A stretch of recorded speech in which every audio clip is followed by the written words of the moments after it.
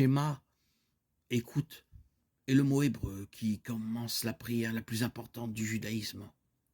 On le trouve dans Deutéronome 6,4, qui commence par le commandement « Écoute ». La prière du schéma dans son intégralité, qui comprend les versets 4 à 9 au chapitre 6 de Deutéronome, est récitée quotidiennement dans la tradition juive.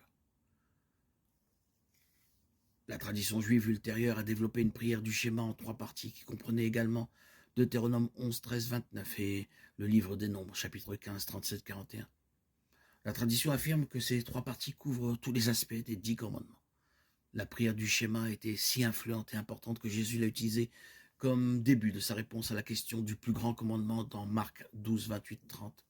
Écoute Israël, l'Éternel notre Dieu est l'Éternel. Tu aimeras l'Éternel ton Dieu de tout ton cœur, de toute ton âme et de toute ta force. Et ces paroles que je te prescris aujourd'hui seront dans ton cœur. Tu les inculqueras à tes enfants et tu en parleras quand tu seras dans ta maison, quand tu iras en voyage, quand tu te coucheras et quand tu t'élèveras. Tu les liras comme un signe sur ta main et elles seront comme des frontons entre tes yeux. Tu les écriras sur les poteaux de ta maison et sur tes portes. L'un des scribes s'approcha, les entendit discuter entre eux. Voyant qu'il leur répondait bien, il lui demanda « Quel est le plus grand de tous les commandements ?» Jésus répondit « Le premier est « Écoute Israël, le Seigneur notre Dieu est le seul Seigneur. Tu aimeras le Seigneur ton Dieu de tout ton cœur, de toute ton âme, de toute ta pensée, de toute ta force. Le deuxième est celui-ci, tu aimeras ton prochain comme toi-même.